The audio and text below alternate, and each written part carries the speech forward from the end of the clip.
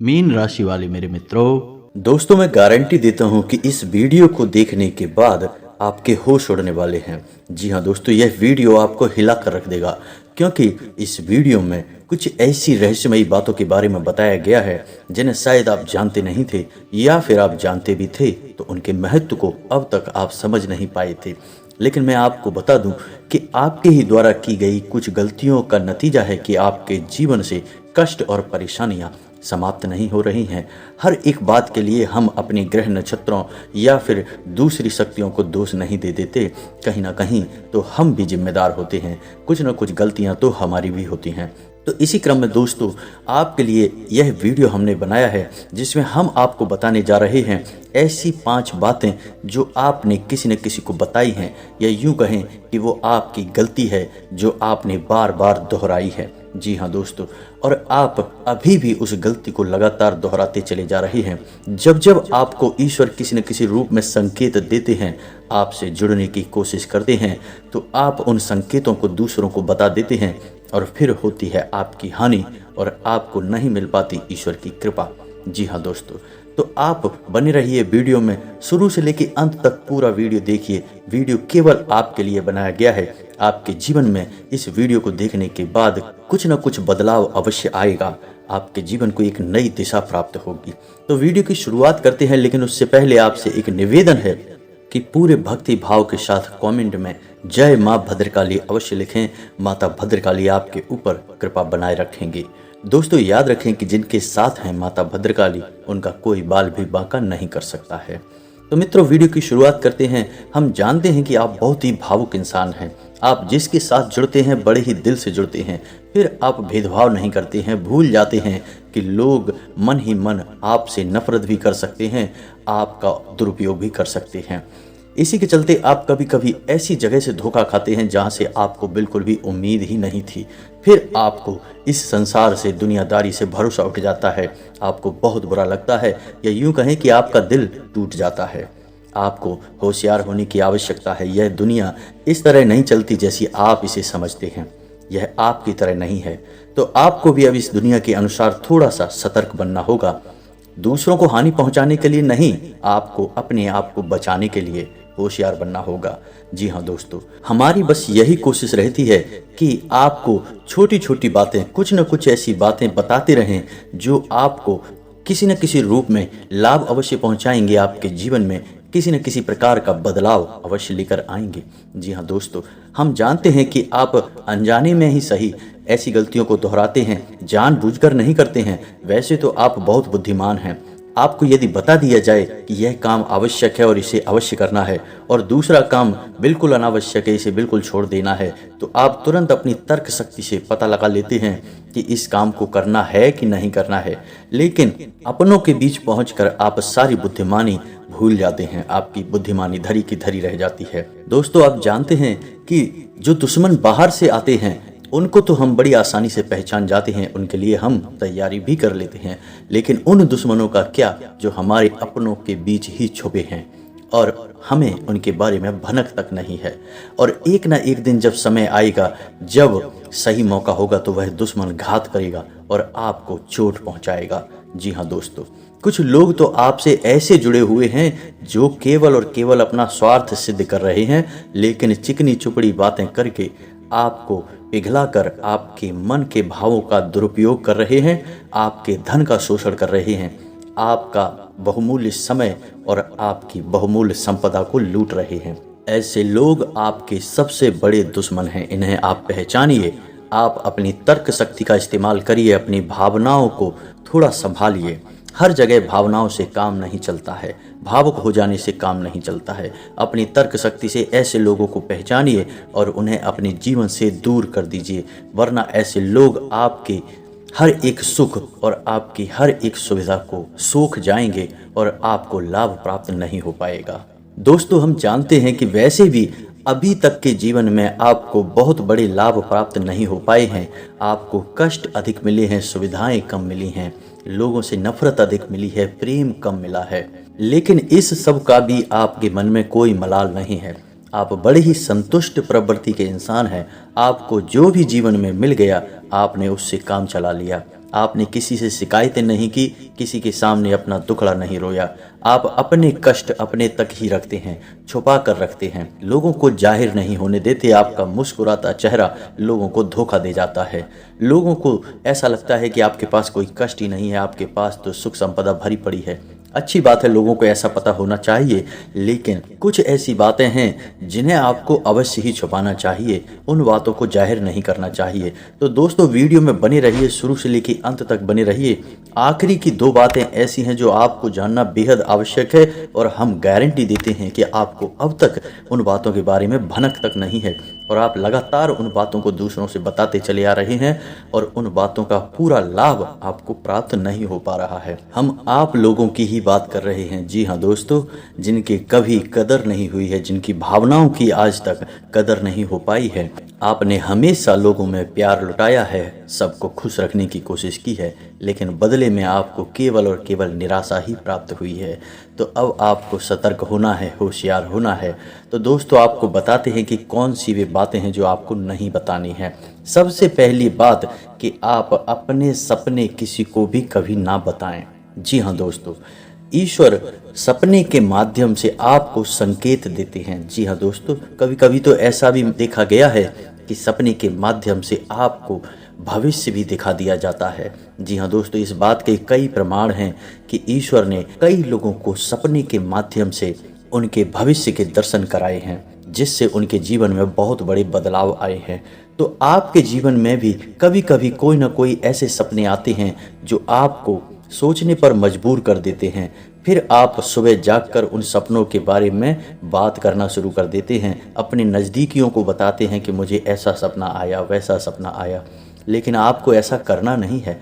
आप अपने मन में विचार करिए, किसी बुद्धिमान इंसान के द्वारा बताई गई बातों के अनुसार पता लगाने की कोशिश कीजिए कि इस सपने का क्या मतलब है। लेकिन यह केवल और केवल आप तक ही होना चाहिए, इसे आपको किसी को बताना नहीं है। अब दोस्तों हम कैसे पता लगाएं कि कौन सा सपना ईश्वर के द्वारा दिया गया संकेत है। तो दोस्तों इसका बड़ा ही सरल उपाय है कि जब हम सोकर जागते हैं तो रात्रि में आने वाले सपने अक्सर हमें भूल जाते हैं, याद नहीं रहते हैं।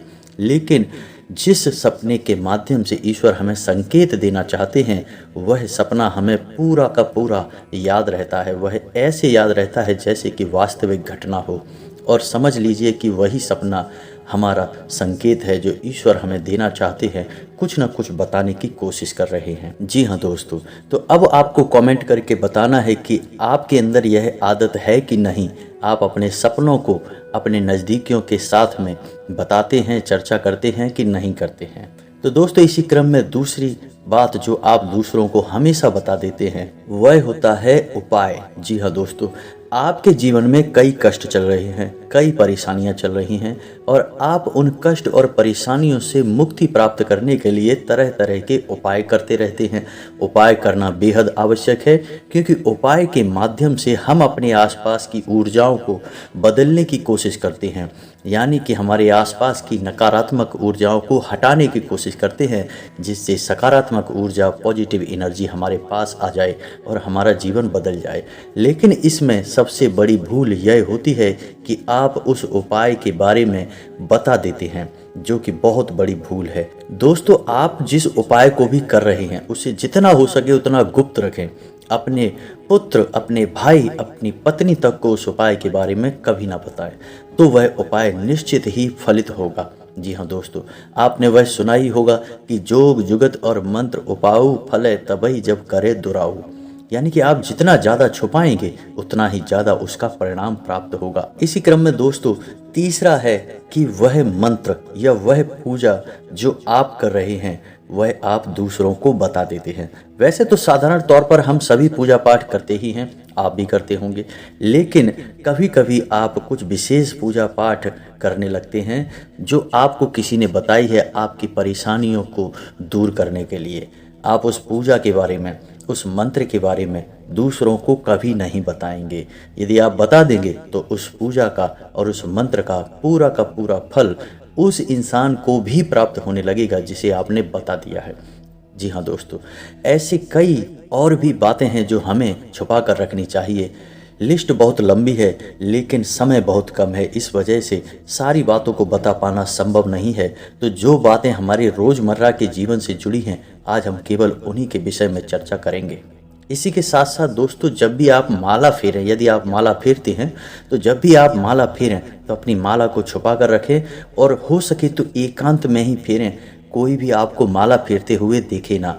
जब भी आपको कोई माला फेरते हुए देखेगा तो आपको जो माला फेरने का फल प्राप्त होगा उसका आधा फल उस इंसान को भी अपने आप प्राप्त हो जाएगा। यह विधि का विधान है दोस्तों, इसे कोई बदल नहीं सकता है। इसी क्रम में दोस्तों, चौथा है, आप अपनी आमदनी, अपनी प्रॉफिट के बारे में लोगों को बता देते हैं। जी हाँ दोस्तों, वैसे तो आप छुपा कर ही रखते हैं, लेकिन कभी कभी आप जोश में आकर, जब चर्चाएं गर्म हो जाती हैं, लोग बातें करने लगते हैं, माहौल बन जाता है, तो आप जोश में आकर अपने पैसे के बारे में लोगों को बता देते हैं।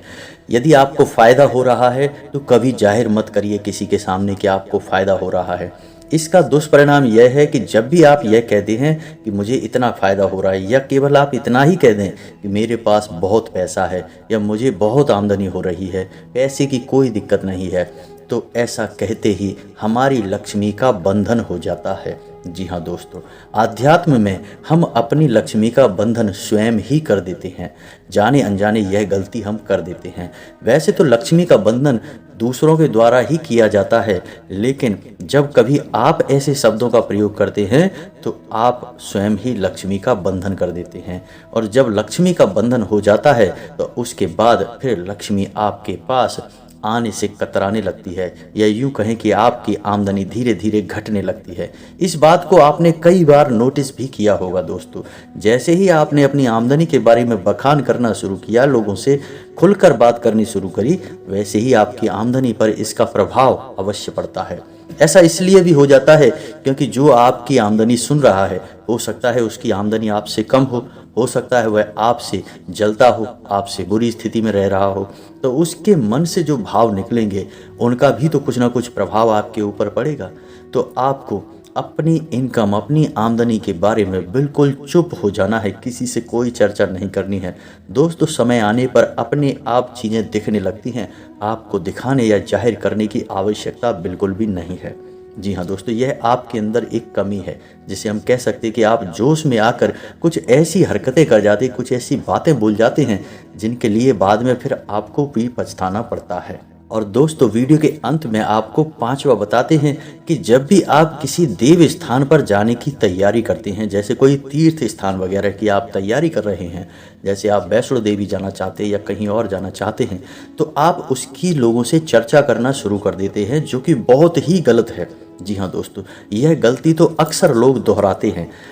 मैंने देखा है कि लोग अक्सर दिव्य स्थानों पर, देव स्थानों पर जाते हैं और पहले ही उसका बखान करना शुरू कर देते हैं। जितना हो सके उतना गुप्त रखें कि आप कहाँ जा रहे हैं, किस स्थान पर जा रहे हैं। जब आप लौट कर आएंगे तो अपने आप लोगों को पता लग जाएगा, लेकिन जब आप जा रहे हैं उस समय आप बिल्कुल भी चर्चा ना करें।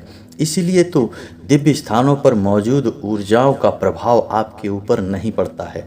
आप देखते होंगे कि लोग तमाम तीर्थ स्थानों पर घूम रहे हैं, तमाम देव स्थानों के दर्शन कर रहे हैं, तब भी पीड़ित हैं, तब भी परेशान हैं, उन्हें कोई लाभ प्राप्त नहीं हो रहे हैं।